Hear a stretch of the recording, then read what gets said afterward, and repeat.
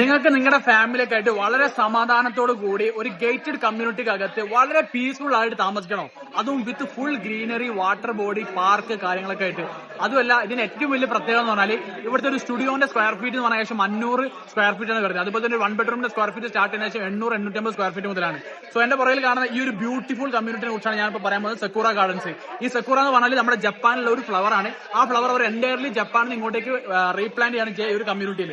So അതന്നെ ദുബായിലെ ആദ്യത്തെ കാർ ഫ്രീ സോൺ കമ്മ്യൂണിറ്റിയാണ്. അതേപോലെ തന്നെ ടെമ്പറേച്ചർ കൺട്രോൾഡ് ആയിട്ടുള്ള ഒരു കമ്മ്യൂണിറ്റിയാണ് വരാൻ പോകുന്നത്. ഏകദേശം 12 ഏക്കർ ലാൻഡ് പാർസലിൽ പകുതിയോളം നമുക്ക് പാർക്കും വാട്ടർ ബോഡീസ് ആണ് വരുന്നത്.